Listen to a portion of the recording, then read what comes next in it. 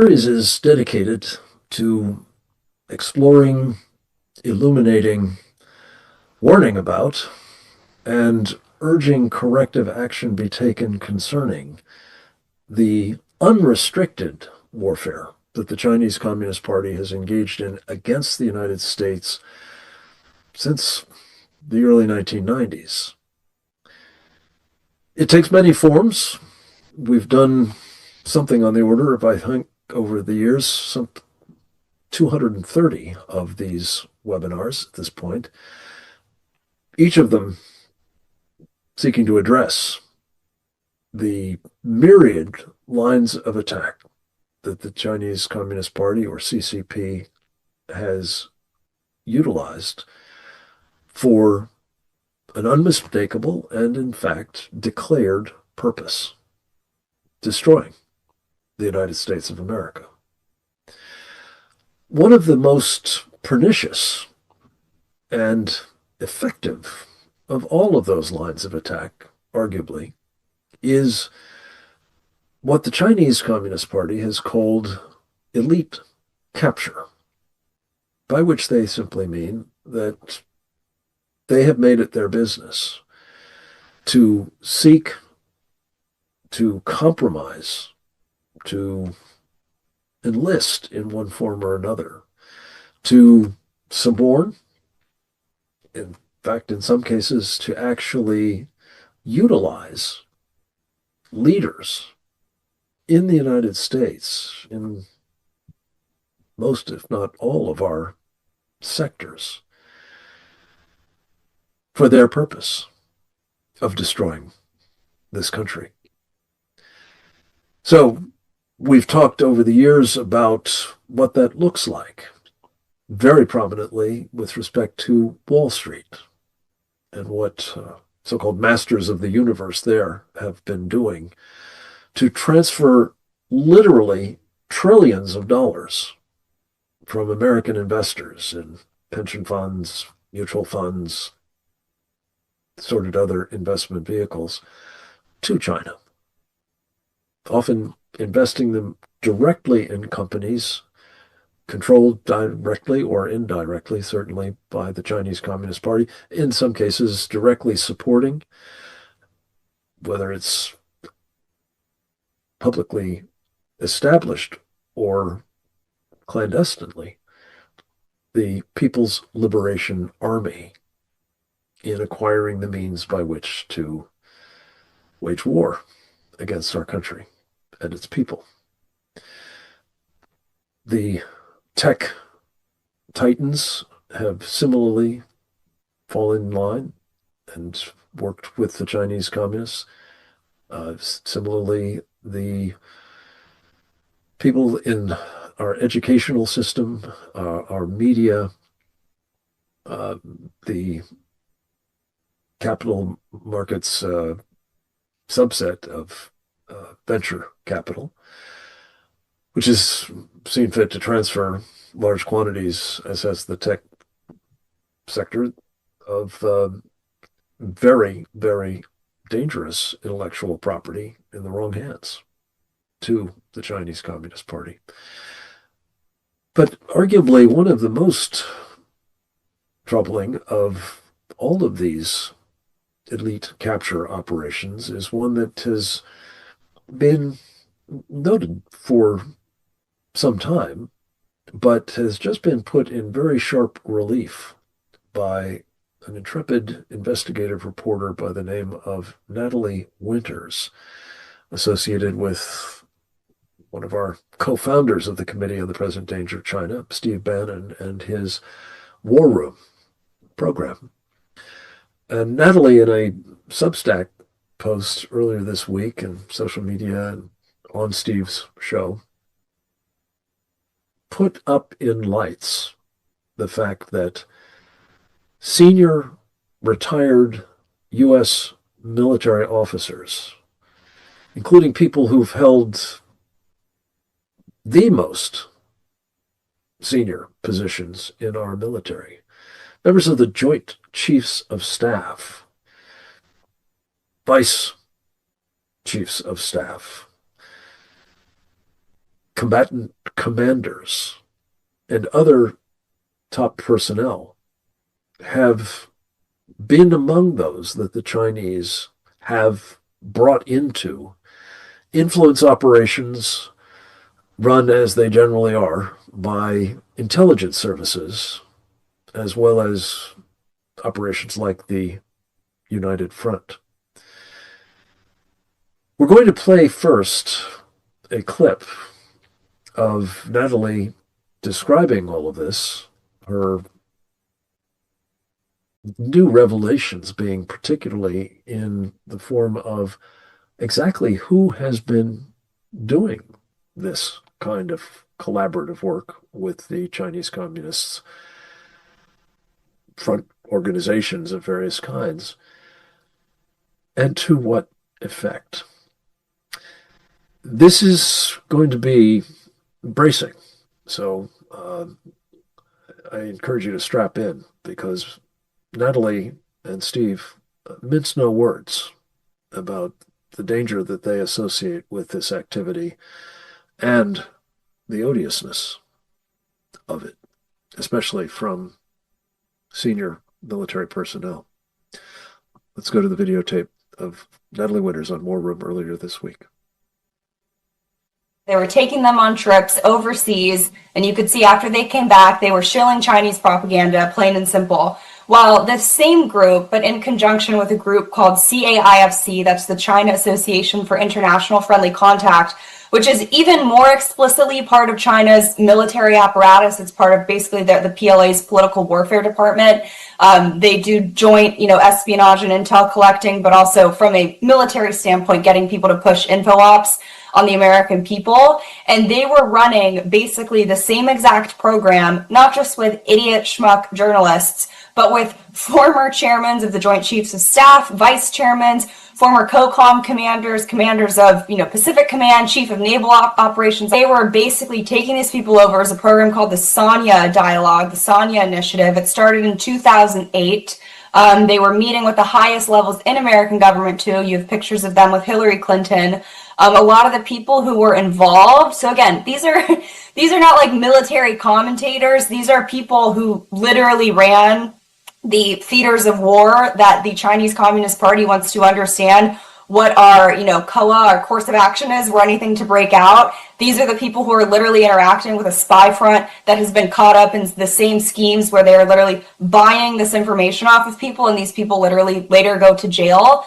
But this is something that, like I was saying, has gone on for nearly 2 decades.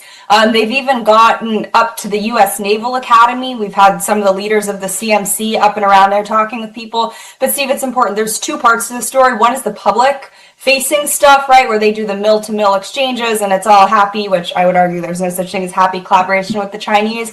But then there's the darker secret side to this, which is that these names weren't published, and these are people including former vice chairmen of the Joint Chiefs of Staff. Admiral Bill Owens will make him famous, who literally became a consultant for Huawei after participating in this, helped try to bid for contracts and help them gain a foothold in America to get their product here. Literally was writing op-eds called "America Must Start Treating China as a Friend." That's your former vice chairman of the Joint Chiefs of Staff, and there are about 24 people who were all a part of this, the highest levels of the U.S. military.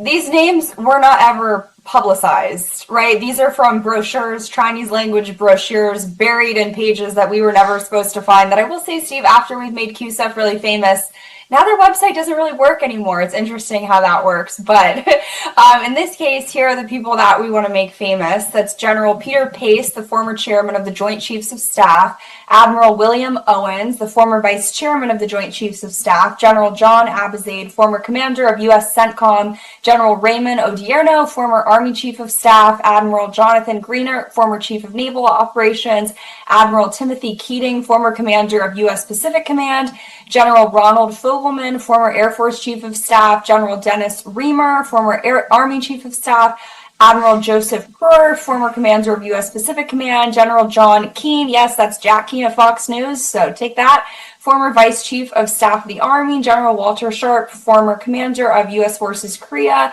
General Charles Jacoby, former commander of U.S. Northern Command. This is you are literally going through a who's who of some of the most respected military, both Navy, Army, Marine Corps, and I think some Air Force. Once again, just give the audience, what have these folks done? And of course, they haven't advertised, it's all in Chinese language. What have they done to compromise the security of the United States of America? They have worked hand in glove, forming a secret back channel that makes Mark Milley look like child's play with a group, the CAIFC and QSEF. That's the pay-for-play chirp group. CAIFC is literally a political warfare branch of the People's Liberation Army that plays, according to the U.S. government, dual roles of intelligence collection and conducting propaganda and perception management campaigns. After meeting with the PRC, obviously they have these back channels. God knows what they shared with the Chinese Communist Party. Some people explicitly ended up on their payroll lobbying for Chinese Communist Party owned companies, shilling them in the press. But these are people who for years have met secretly with Chinese Communist Party, the highest levels of their military officials. The Chinese Communist Party, the way they do their intel collection, the way they work with espionage and propaganda, you cannot sit in a room with them without being compromised, full stop. End of sentence, end of story. And these people who spent their entire careers learning how political warfare works by the Chinese Communist Party, it is literally like they are sitting there, Steve, like prostitutes, begging for cash from the Chinese Communist Party, saying, hey, what do you want to know about what our plan is in some theater of warfare? Oh, let me guess, probably around Taiwan. It's disgusting. They helped connect them to government officials, and they're literally talking about mill-to-mill exchanges with the Chinese Communist Party. Here's the difference. In one room, on one side, you have Chinese spies. On the other side, you have greedy, lustful for capital and trying to feel important former American generals who just want to sell out, sabotage the United States of America for some consulting fees for Huawei. That's not a fair match. Obviously, it's mismatched motives. And it's absolutely disgusting. These people need to be shamed into oblivion. Well, there you have it, folks. One woman's assessment of it, but I think it's fair to say that there are a few, certainly in the journalistic role, that understand better the nature of the Chinese Communist Party and its use of well, I think what she called useful idiots, as well as people who are prepared to be bought. I know some of these general officers personally, have been proud to be associated with them, in fact, celebrated them. And it's deeply troubling that they have been involved with this kind of activity, as is the case with others like Vice Admiral Owens, who actually went on the payroll with a Chinese Communist Party front company that is known for its involvement, both in, yes, telecommunications, but in espionage on behalf of the Chinese. This is a moment when we wanted to take stock of what the implications of this kind of penetration of the senior ranks of the United States military means. And we're very pleased to have, as we often do in these programs, sometimes because of where they live, the necessities of doing it via videotape rather than live. But we're going to start with a very, very important member of this committee. His name is Captain James Fennell, United States Navy retired. You're actually going to hear about him from our next presenter, but we wanted to take stock with him first of what he makes of all of this as an intelligence specialist and very accomplished practitioner. And he gave us an interview earlier in the week for our program, Securing America.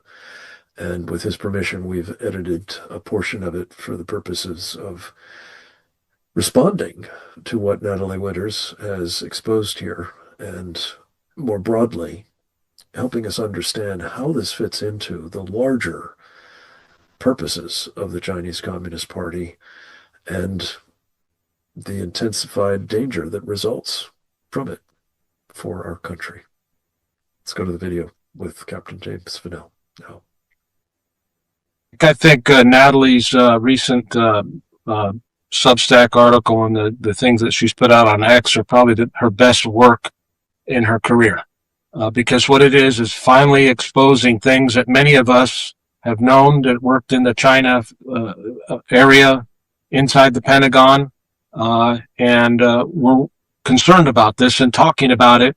But this has really drawn a lot of attention to it. We raised this issue in our book, Embracing Communist China, America's Greatest Strategic Failure. We have sections on the Sanya Initiative and Admiral Owens, who was leading that, the former vice chairman of the Joint Chiefs of Staff. But what Natalie's done is really presented it in a fine way that gives a lot of names, and it makes the connection to these Chinese Communist Party intelligence apparatuses.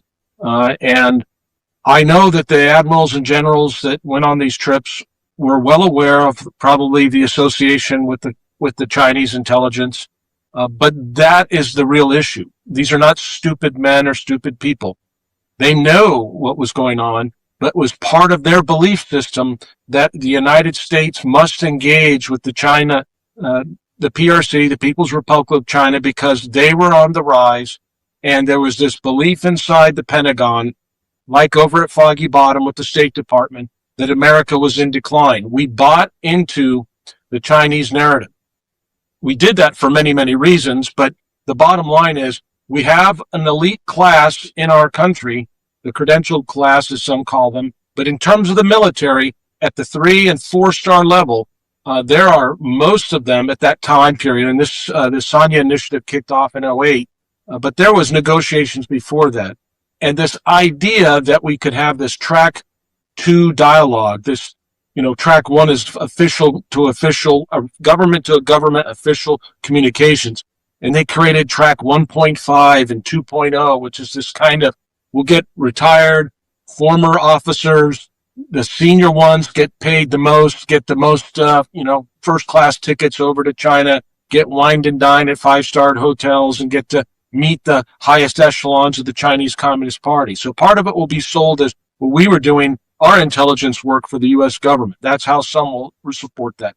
Others will say, we're just over there to prevent things getting out of control, and we want to engage so that we don't have a thermonuclear war, the Graham Allison Thucydides trap argument. But at the base of it all is this idea that we have to manage this relationship because it's so important, and therefore we must continue to talk to them. And these people, when they were in uniform on active duty, they were having that same kind of approach, and they were influencing. So in 2008 and 9, when the Sanya Initiative was going over with Admiral Owens to China, to Beijing, to be wined and dined, I'm aboard the USS Blue Ridge with the US 7th Fleet. And guess what we're hearing coming from those meetings? We're getting those reports that are going to the PACOM commander, the Pacific Fleet commander, filtering down to the 7th Fleet commander, about what's going on and what we can do and how we can engage. So it's influencing generations of continuing officers to have this view towards China. And that's what they were selling to Beijing, which was to say, we can help manage this relationship to ensure that it doesn't spiral out of control. But you didn't have the opposite view, which was to say, okay, you've had these engagements. What is the proof that they've resulted in benefit to our national security? Well, I can tell you, because Natalie lists, they talked about nuclear proliferation and nuclear weapons. Well, guess what happened on July 6th, a month ago today? China launched a submarine-launched ballistic missile from the South China Sea, and it flew 7,500 kilometers into the South Pacific, doing a test launch of a nuclear missile that's designed to blow up over and hit the United States of America. That's what that missile's for, and those Jin-class SSBNs, ballistic missile submarines, are for. So things haven't gotten better, they've gotten worse. So any way you measure it, this is a fail on our national security structure. 1947, we had the National Security Act to protect us from being surprised again. And now here we are 80 years later, and we have our own senior flag and general officers thinking that they can set their own foreign policy for the United States of America by engaging with Chinese Communist Party that's avowed to destroy us. So there's only one solution to this. Congress should get off its butt and pass a law that says if you're a retired officer, you are forbidden to go to China, and you're forbidden from meeting with senior any Chinese Communist Party officials or their front groups. We could do that, and that would cut off the gravy train from all these 4-stars that get on these boards and make, 6-7-figure salaries after they retire, because they are spreading their career information. 40 years usually, 45 years in some cases. They'll take that wealth of knowledge and provide it not only to the 5 big primes, but they're now providing it to our adversaries, and they're learning from it. The Chinese are learning from it, and they're going to use it against us. And it's a travesty. It's a travesty, and these people should be named out, which she's done. So thank you, Natalie, for doing that. But it needs to be followed up with action to prevent this from happening. Captain Fennell, thank you for that characteristically clear, unvarnished, and I believe absolutely right on characterization of the problem. These old friends of China are making it a more formidable adversary to the United States. That may not be their intention. I'm certain that if asked, each of them would aver that it is not, but it is the practical effect. I think it's also important to note, and we'll get into this, I think, in more detail with some of our other contributors, that this elite capture is emboldening the Chinese Communist Party to believe that they are going to have their way with us, either through unrestricted subversion, perhaps, or if necessary, as they see it, through violent means. It's incalculable what additional confidence might be imparted in those respects by having top commanders of the United States military, albeit retired, at their beck and call.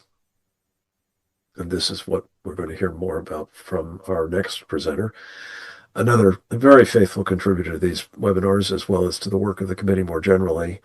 His name is Colonel Grant Newsham, United States Marine Corps, retired. He has the distinction of having also served as a foreign service officer in the U.S. Embassy in Tokyo. He's been a businessman for many years in East Asia. He is the author of a best-selling book entitled When China Attacks, a Warning to America. It's a nice companion piece to the one that Captain Fennell and Dr. Bradley Thayer did that was mentioned in the earlier presentation, Embracing Communist China, America's Greatest Strategic Failure. I think both of these have as very much a common denominator, warnings against this kind of behavior on the part of American elites. Let's go to the videotape that Colonel Newsham was kind enough to make available to us earlier this morning because he could not be with us live. This problem has been going on for a long time, and it's well known, actually. The recent reporting about the Sanya Initiative, that sort of fun in the sun deal for retired American flag officers and very senior officials, that was well known from the beginning, and there were people raising the alarm saying this is insane to go put yourself in a position where Chinese intelligence has open access to you. And the guys who went, none of them would listen. And it's an American conceit that everybody's going to like them. They're going to be the one who can fix all problems. And also that if we can just talk to people, have them get to know us, they will like us, we can work out any problems at all. It's just the American trait. Sometimes people just can't keep their mouth shut. And when there's a sort of a first class ticket and 5-star hotels, free accommodation and a nice honorarium, it's even harder for a certain type of American to keep their mouth shut. And we're, of course, talking about military officers, the most, flag officers, admirals and generals. And that was the problem. Of course, there's the list that's just come out of guys who went and gals who went to China for this thing. And I say this is not unknown, and it's in my book as well. And I say it got a lot of coverage at the time, and every once in a while it would get some light shown on it. But the one name that does come up, of course, is this Admiral Owens, former Vice Chief of Staff, Joint Chief of Staff. And he comes pretty darn close to meeting the dictionary definition of treason, and aiding and abetting America's enemies, and he has, by all accounts, profited handsomely from this. The others, they can make a case they're just useful idiots and, never hurts to talk. War wars, or jaws better than war. That sort of misinterpreted statement by Winston Churchill. But it's worth remembering the context in which this happened. And this was back in an era when you could not even say China was an adversary. And American flag officers were practically in a conga line to get to go visit in China, get to accommodate China as well. I'll just cite a few examples. Around 2008, the Commandant of the Marine Corps went to China, visited their Marine Corps, gave them a sort of a boys master your profession sort of pep talk, and they took him to heart. And now they are a solid Marine Corps. You had in 2015, the deputy commander at Marfor Pak went and visited China's Eastern Theater Command, and this was considered a great success by many people. It was actually arranged by an officer in the G5 at Marfor Pak of Chinese origins who had always insisted that China's rise was peaceful. China was not a threat, but this was considered a success. You recall what happened to people who did mention that China was out for a war, was getting ready for one, how they were savage. There was one naval officer in particular who just said China's getting ready for a short, sharp war. He was a prominent intelligence officer, and he was just attacked fiercely, forced to retire. And at the same time, when he made those statements, and it became a thing, you had a general named Ray Odierno, I think it was Army Chief of Staff, who was on that list of Sanya visitors.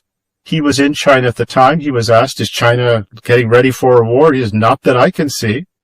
I remember another instance around 2012 when the Japanese army was in visiting Hawaii, and the commander U.S. Army Pacific was hosting a meeting, and the Japanese gave a presentation about the China threat. And they also pointed out, we've lived by these people for 2,000 years. We might know something. And the commander belittled them, dismissed them with a yeah. And what do you guys know? And I've my life in 25 years in Japan, I've seen the Japanese furious twice. That was one of them. But that was the mindset. And back to that the intelligence officer who was cashiered for saying the obvious, China's getting ready for a fight. That was Captain Jim Fennell. The Obama White House hated him, wanted his head. They demanded it. Harry Harris, the commander at PACOM, gladly accommodated them. And China was laughing all the way to the bank.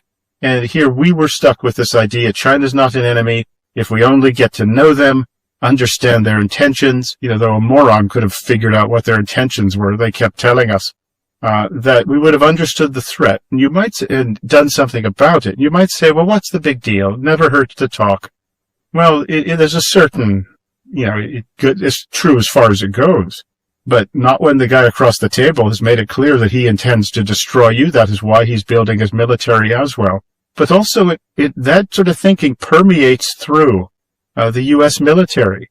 And there's a sense that, maybe there's something with China, but we don't know for sure. It's not really a threat. And it keeps you from focusing on the mission and getting ready. And there's always doubt that you're going to face these people as a threat. Another good example is there was Admiral Keating, who was the commander of PACOM around 2009 or so. He was asked, when he was visiting China, he was asked, what's the deal with China getting aircraft carriers? Do you mind? And he says, no, I don't see anything wrong with it, and I'll help them as much as I can. Admiral Keating's name is on the list of visitors to Sanya. So it was this sort of muddled thinking that kept us from recognizing the threat, focusing on it, and getting ready to do something about it. And Sanya is just one example of a much broader problem. It's, of course, better these days where there is far more of a recognition than there ever was. But there still seems to be a return to engagement. And you're seeing it from PACOM and Pentagon. If only we can talk to the Chinese, if only they'd tell us what their intentions are. Well, if Jim Lilly was around, he'd have told you they telegraphed their punches, and they've been telling us this. Now, there have, of course, been people who've been very good on this. There was Captain James Fennell that I mentioned. General John Tulin was good. General Gregson was good. Those are Marine generals. There was Admiral Robert Willard, who 2010's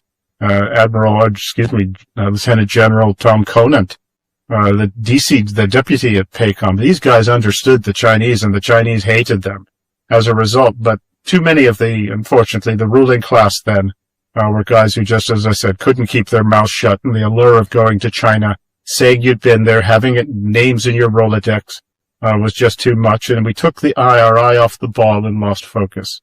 There are many of officers that I have now that I didn't cite who were very good on this, but they were not well received. And so it's nice to see this getting attention again, that Natalie Winters has done some good work. And, hopefully we've learned our lessons, but sometimes, we Americans just can't help keep their mouths shut and just have to talk.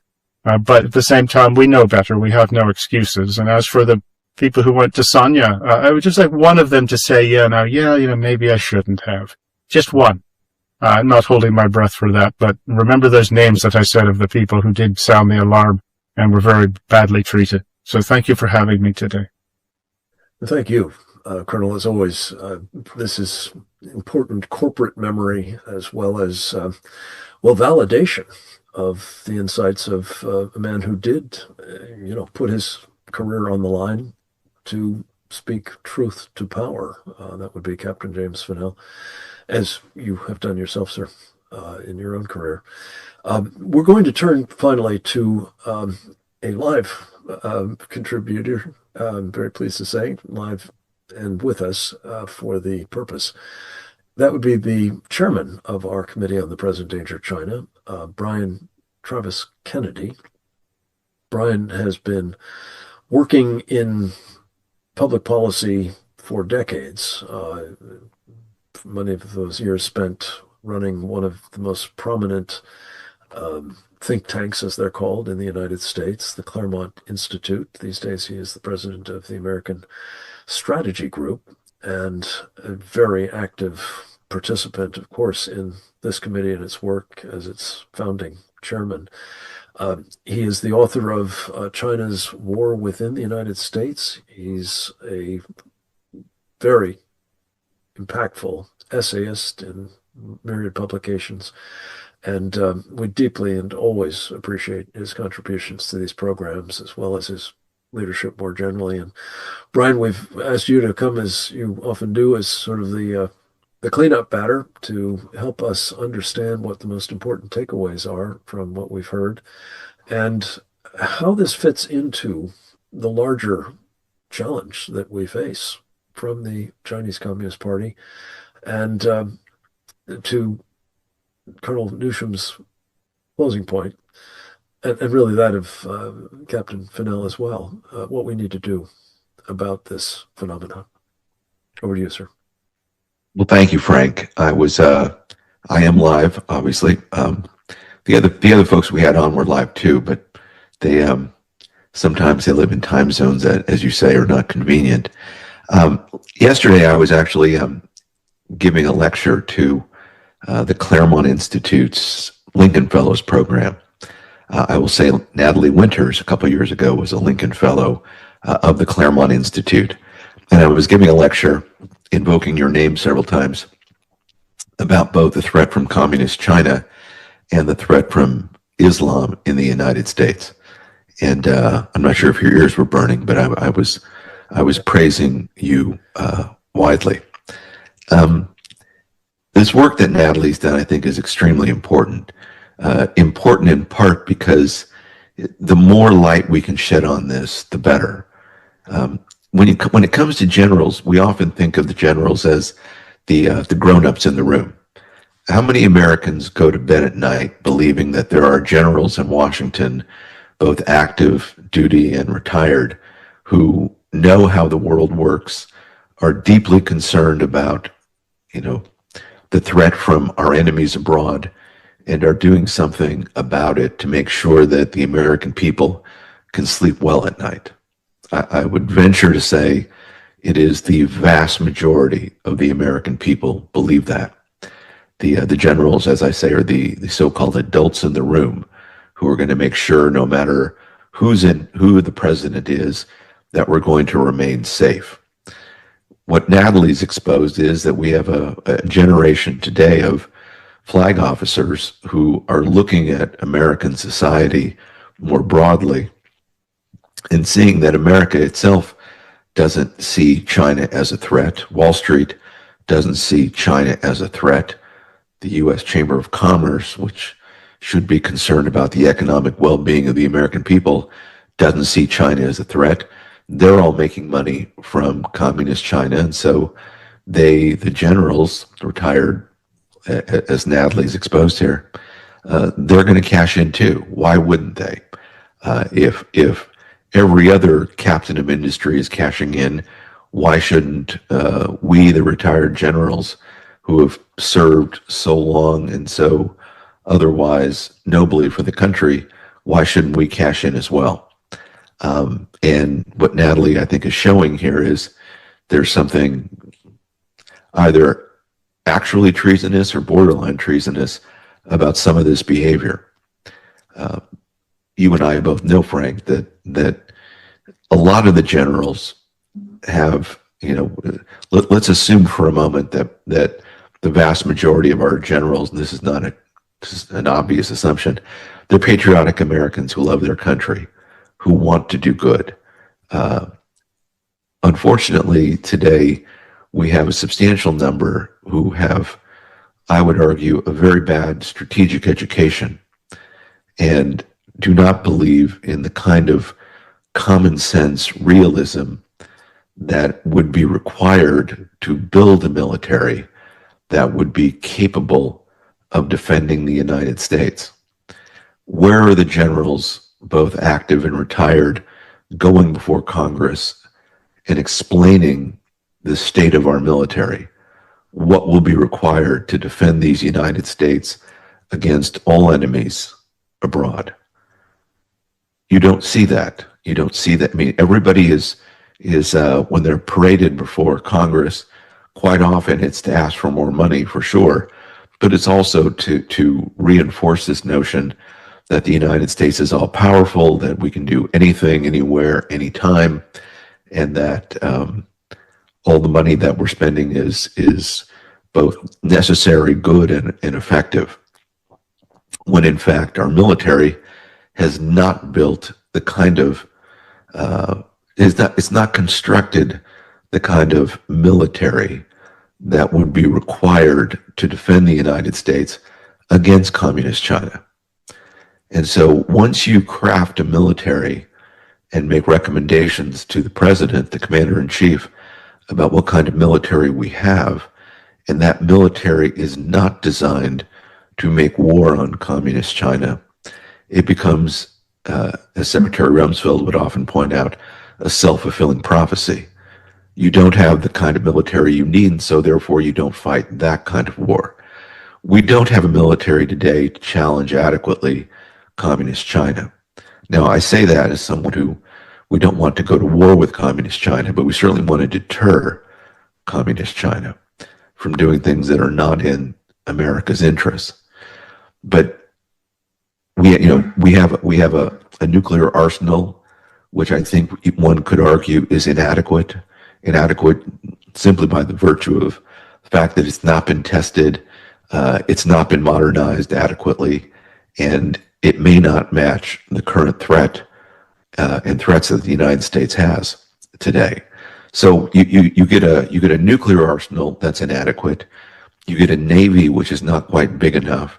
You get an air force that can certainly drop bombs, but you may not have quite enough ordnance.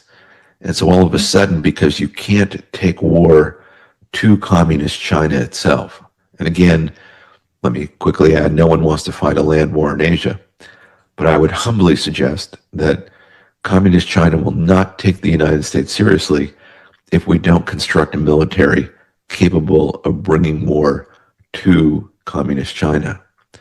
The same way the Soviet Union was not going to take the United States seriously until we were prepared to take war to the Soviet Union. However, undesirable all these things are, and however much we don't want to fight wars, we want to deter wars. And you're going to get deterrence when the other side believes that you can make war upon them. Again, we don't want to build that kind of a military to actually engage in war unless we absolutely have to. These generals, though, throughout their careers, constructed, as it were, both a strategy and a military, and were part of a system that did not believe in taking on communist China. So it would not be surprising that when they're retired, they engage in the kind of private diplomacy, let's just call it, that's the most charitable explanation one could give. They engage in private diplomacy, which is not designed to, let's just say, persuade communist China that war with the United States would be a bad idea, but private diplomacy that seeks to expand communist China's influence here in the United States. And that's why some of our panelists today say this is either treason or borderline treason. And it certainly looks that way. The worst part, it seems to me, or one of the really failings of this whole thing, is that we know the Chinese are masters of corruption. And so you're a general, you go over there, you sit and you have meetings immediately because you're retired, immediately because you're getting paid, immediately because there are so many angles of attack upon you. Everything you will say after that visit to communist China will be suspect. Were you compromised? What do they throw at you when you go to communist China and you're a person of some import? They'll throw women at you, compromise you with sex. I mean, this is as old as, time immemorial. They'll throw money at you. They'll throw influence at you. When the generals were there, did they bring their own electronics? Did they leave with anything from communist China? Were they given anything? You notice when President Trump just visited China a few months ago, that they didn't bring their electronics with them off Air Force One, and everything that they received from communist China, they threw in a box before they boarded Air Force One in their trip back to the United States. Now, why did they do that? Because the Chinese are masters at compromising your electronics, which mostly they produce, but they were able to compromise those electronics and get into all your secure data. Were the generals that strict with their own security when they went over there? Were they going over there with the blessing of the U.S. government? My guess is the answer is no. I'm sure they do have to alert someone to their activities, especially if they still have security clearances. But overall, this was not something that was well thought through, in my opinion. Or it is something which has been thought through, and someone in our government thinks that's okay. We have the experience, as we know, of the lack of counterintelligence in this country. The Chinese threat is so big, we quit taking it seriously in so many important ways.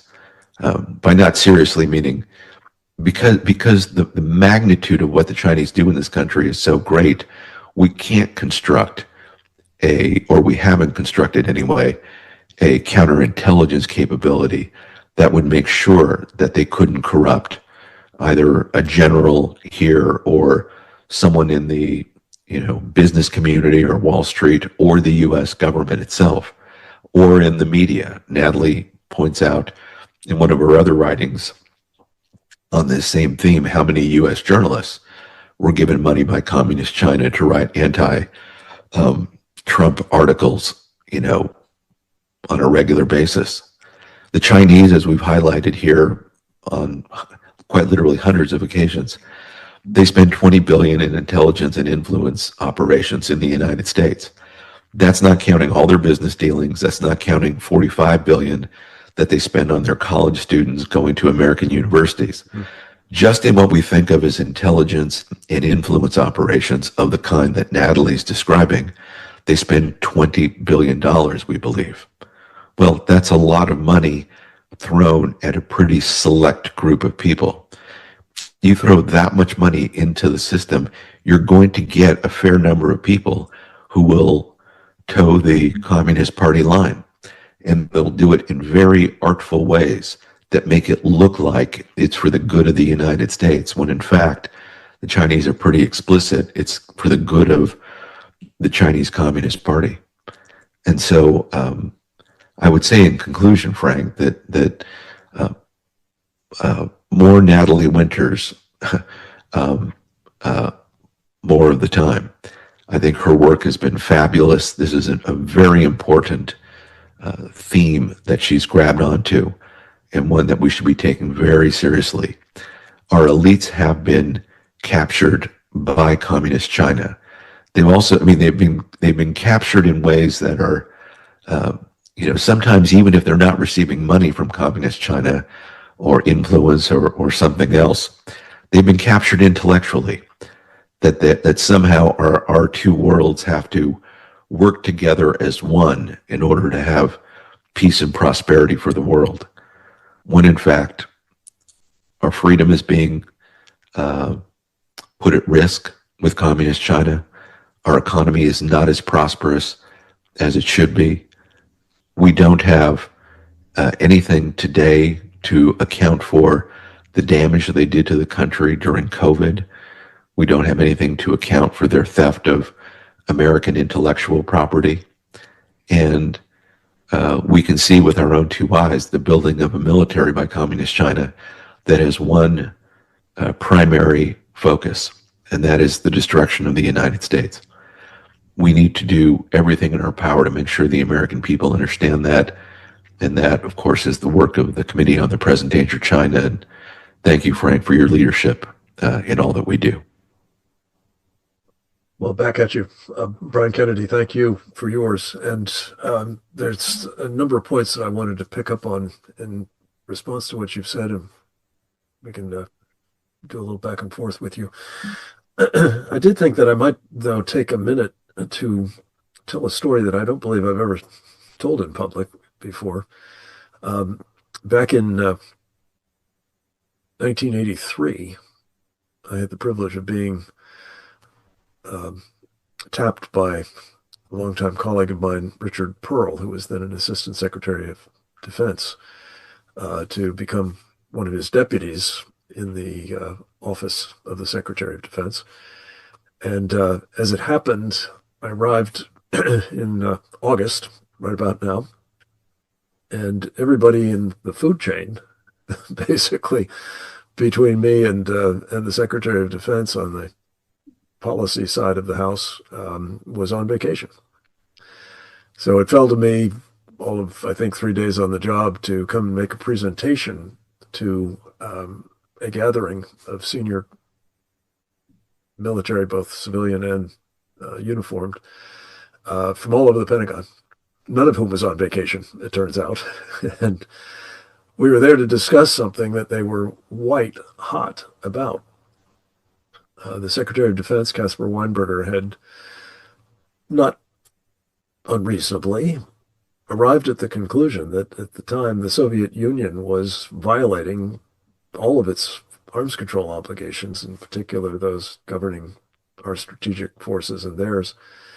And he decided that since they were doing it, well, by gum, he was going to direct that we start violating those limitations that have been institutionalized in the SALT arms control agreements, as I recall at the time.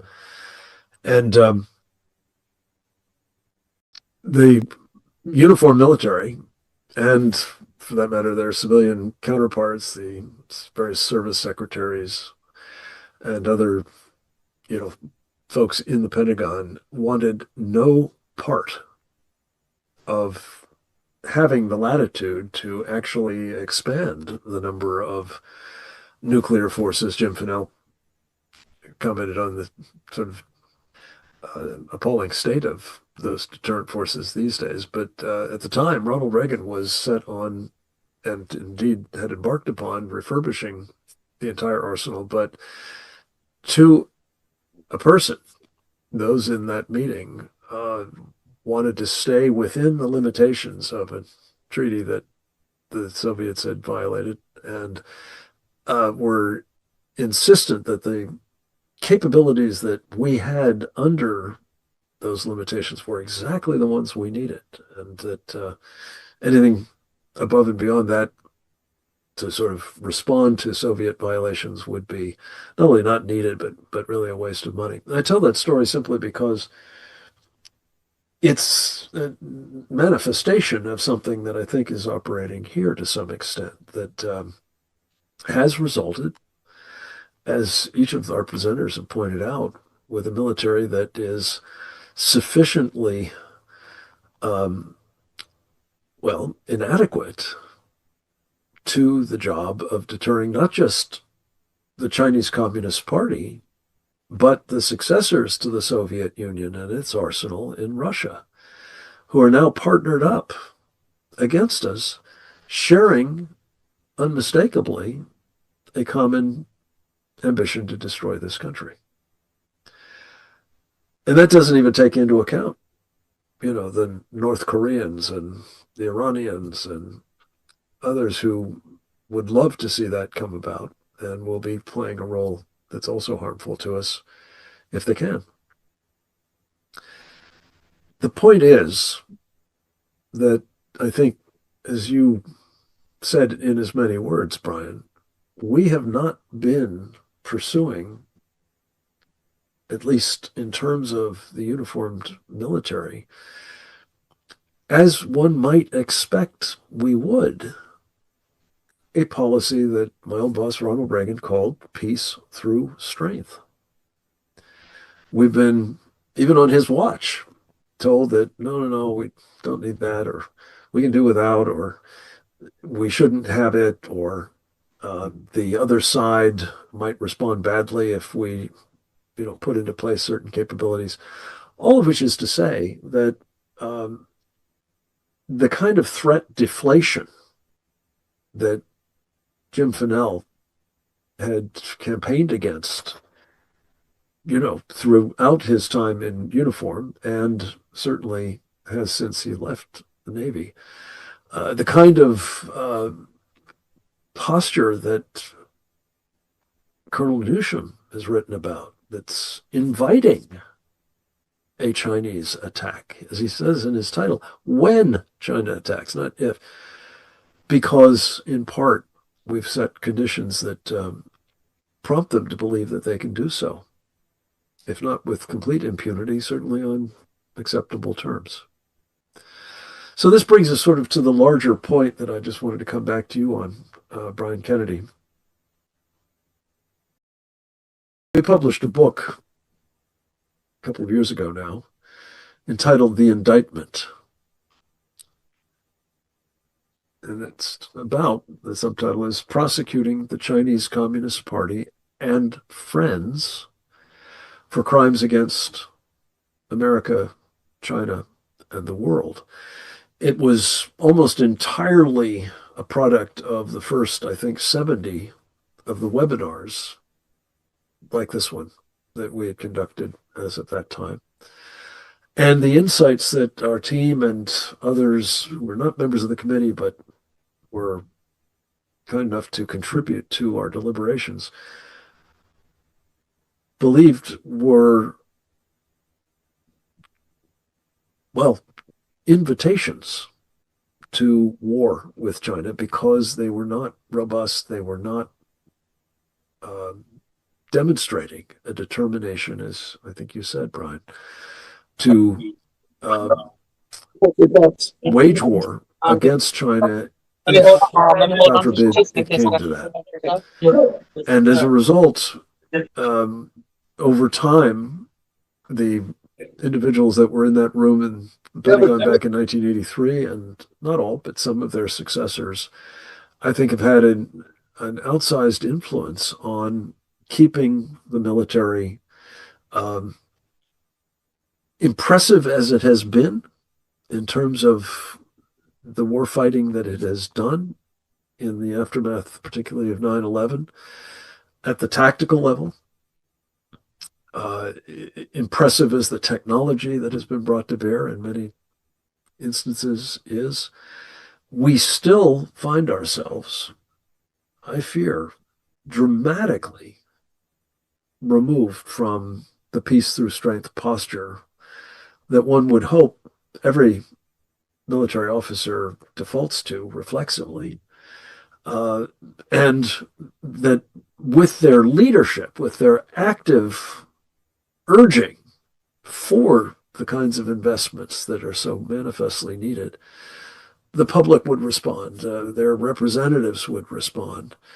And I say this fully knowing that, somebody will point out that Pete Hegseth is manfully trying to do something about this. He's asked for $1.5 trillion for defense spending.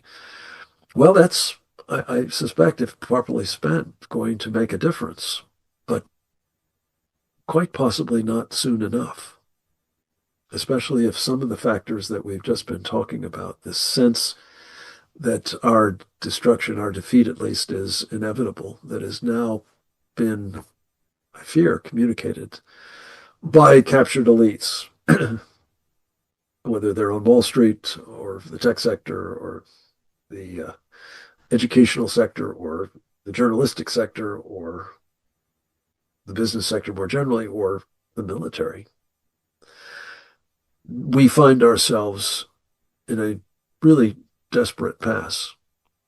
And what makes so important, I think, the recommendations of our book, which was the first, I'm proud to say, of the War Room series that our friend Steve Bannon has created, the various webinars that we've done, the recommendations that we've been advancing since our founding, and more generally, the combined efforts that each of us have been making to try to individually and in our various platforms raise awareness about the danger we face from China and its determination, both through traditional military capabilities, including a massive buildup of nuclear and non-nuclear forces, its partnership with other enemies to compound the disparities between our capabilities, and not least the extent to which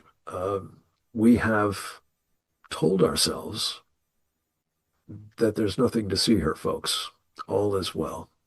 We've got this under control. All can combine to put us in an actual shooting war if we're not careful. So the recommendations for taking action here are very serious and much in need, I believe, and I look forward, Brian, to just a quick back and forth with you about some aspects of this. I did want to specifically talk about something that Captain Fennell and I think Grant spoke to as well, and that is this practice of threat deflation. I mean, it's one thing to, sort of be governed by kind of arms control treaties and those sorts of things, but to be actively sort of diminishing and telling, among others, the president, perhaps, that the threat is not as it really is, and therefore we don't need to be taking corrective actions. Talk a little bit about how serious a problem that is as you see it, Brian. Well, look, I think threat deflation has been the thing you and I have been combating most of our adult lives in this business. Sure. I mean, it was the threat deflation from the Soviet Union, then it was the threat deflation of Islamic terrorism. Now it's the threat deflation of communist China. That we have such a powerful military that they're never going to be able to do certain things to us. And of course, the president has to walk a relatively fine line about talking about how powerful we are genuinely militarily in order to deter an enemy, and then also explaining to the American people the kind of sacrifices that may be necessary in order to continue to have that kind of a military, or a better one that may be necessary to deter your enemy. When you see communist China doing what they're doing today, you simply have to do, rational calculations about whether we have enough offensive forces to deter them from invading the United States, whether we have enough forces to be able to put them in a position where they think it is simply a bad idea to go interfering with American interests abroad, or that we would even think about going after the United States. And without taking us, far afield here, the fact that we have not rounded up the 200,000 Chinese men of military age who came during the Biden administration into the United States, Chinese men of military age who appear to be military themselves, who are now living in the United States, operating in whatever way they think are useful here to present a long-term strategic threat to the country. The fact that we haven't done that is a byproduct of the threat deflation. That once you have enough elite people, either on Wall Street or within the military, the way Natalie did in her expose, or within the media, which she's highlighted, once you have enough threat deflation that we're never going to go to war with communist China, all of a sudden you take certain steps to make sure that, in fact, you don't spend the money on those particular resources, that you don't root out those 200,000 Chinese men, that you don't create a counterintelligence operation within the United States to make sure that that $20 billion that the CCP spends is not being spent in order to corrupt us as a nation, either politically, economically, or in any other way.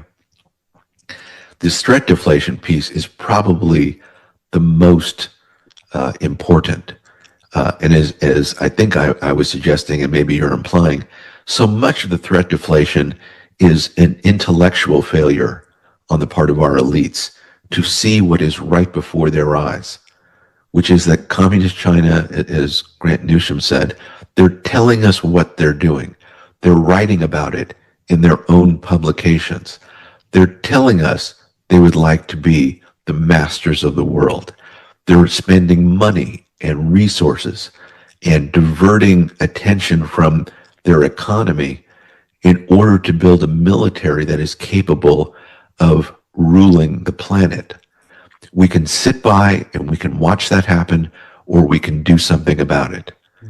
If we sit by and do nothing, either war will come and we will lose, or we will put ourselves in a position where we'll have to surrender to communist China because we don't have the military to fight them. Now, to do the latter is a horrible position for the country to ever be in. To knowingly allow it to happen is treason. We on the committee here, we've been articulating this over and over again because an insufficient number of our countrymen know this. Our elected representatives do not understand this, or they are willfully blind to the problem. And until we wake up, we are in an inferior position to the communist Chinese because they know what they're doing. And we as a country today do not. Brennan, it's such an incredibly important point, and as was your observation about an invasion by the Chinese. I suspect many, even among our audience listening to that, would have said, "There, he's off on it too."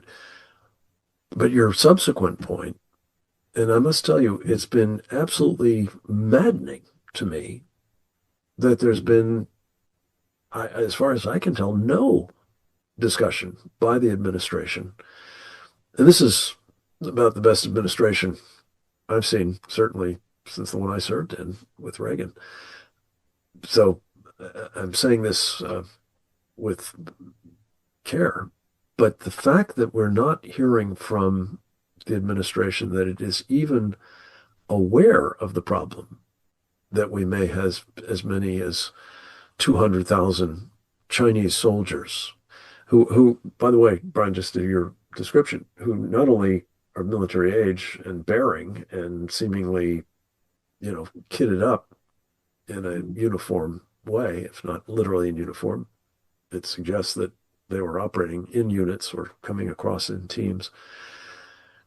But they were also unaccompanied, which is another indication that we're dealing with possibly special forces or certainly military personnel.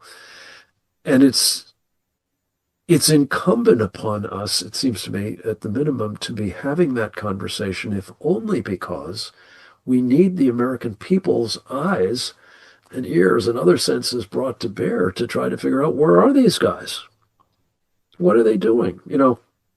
We hear endlessly about see something, say something. If you don't know what you're looking for, or even what you're looking at, you probably are not going to be able to judge that that's something you need to say something about. So, Brian, I guess one other thought about all of this is another place where the shortfall is obviously acute and that needs to be addressed. And a week ago, we memorialized a man who was all about this, said it practically every conversation I ever had with him. The late Charles Sam Faddis would talk about the desperate shortfall of counterintelligence capabilities in this country. And it bears on much of what we've talked about. I have the feeling if it were a real priority for our country, those general officers would not ever have been in the position they got themselves into. It wouldn't have been contemplated because it would have been understood to be an unacceptable threat to our country. And similarly, the fact that we can't tell where 200,000 Chinese soldiers may be, the fact that we have so little clarity about that other piece of the problem that, as you know, Brian, I'm very concerned about, the Sharia supremacists, who also came across the border in huge numbers. And I don't think we've got much of a clue about where people who are almost certainly here for jihad have wound up either. So having a capability that makes clear, first of all, we don't think we're in decline. We're not going to conduct ourselves as though we are. In fact, what we're going to do is redouble our efforts to ensure that we're not. And yes, that requires some budgetary expenditures and some process changes, but not least, we have to reprioritize the idea that we are going to protect this country from enemies within, not just foreign. And that's where, a much, much more robust and highly prioritized counterintelligence capability would play an important part, I think. Your thoughts, sir?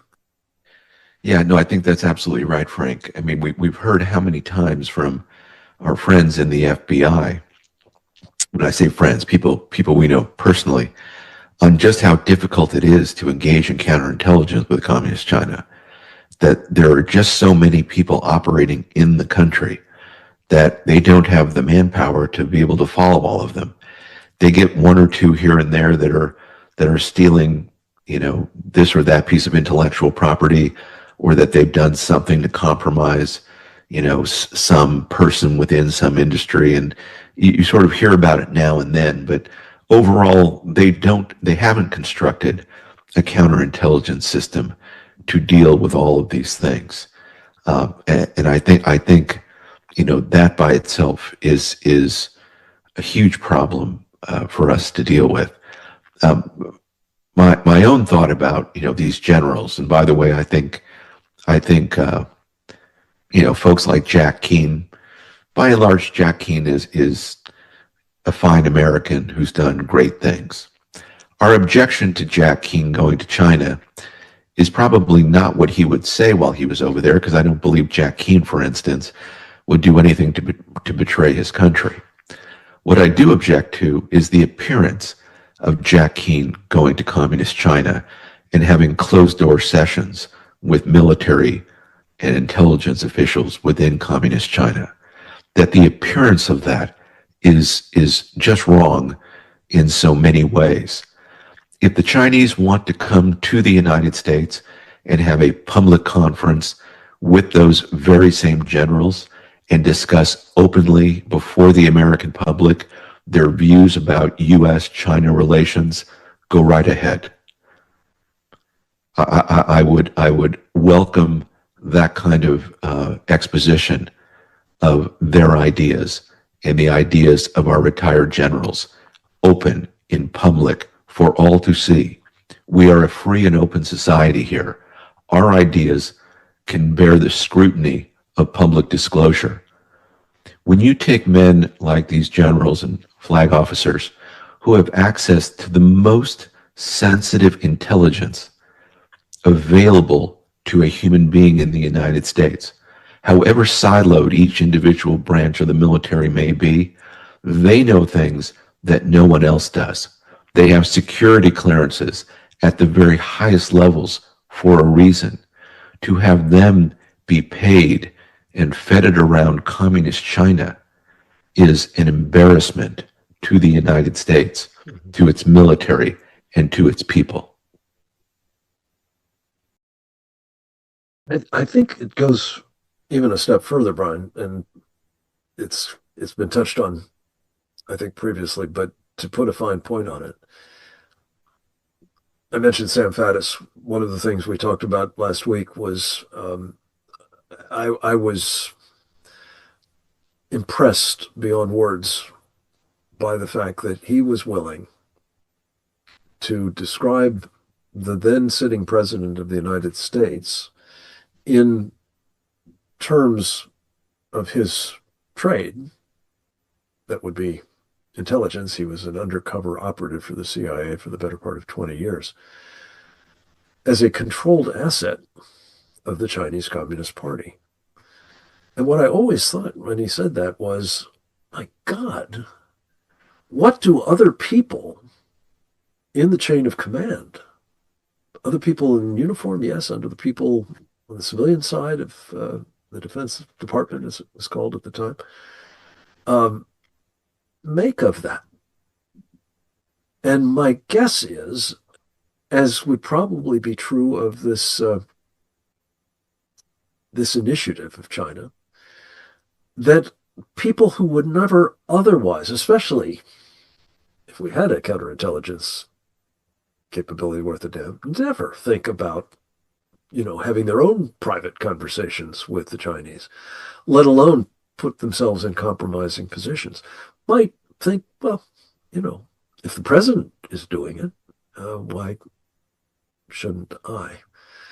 All of which is to simply say, we do our level best here at the Committee on the Present Danger of China, and I thank you, Brian, for setting the standard for this, to be just as clear-eyed as we can be about what is actually taking place.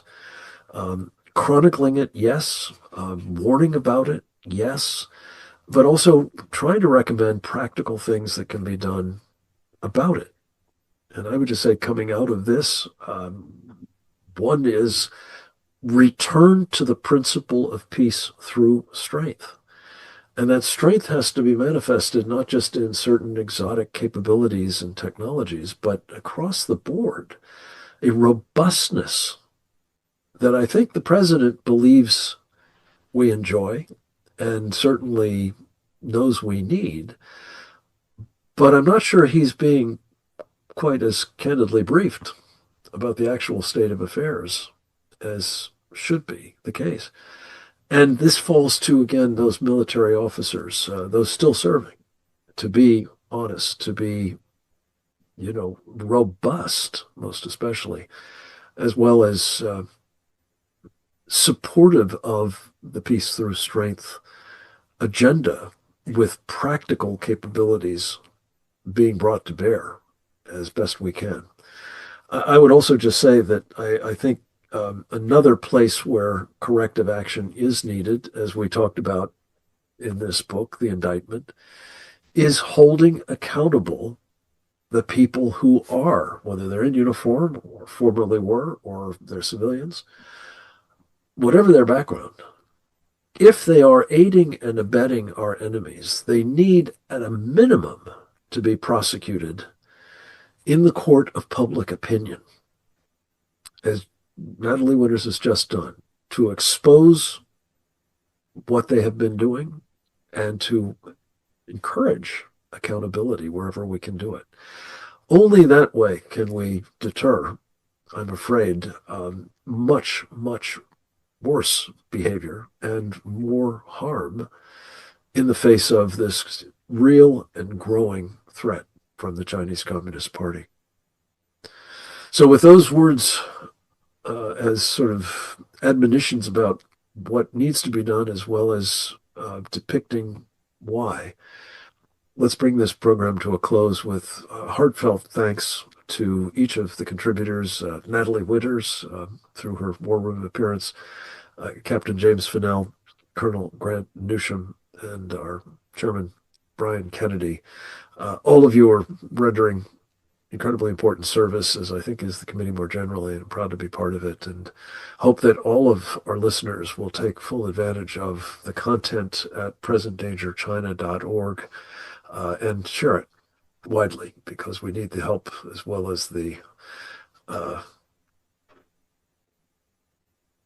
support of the American people. God bless you all. God bless America. Over and out.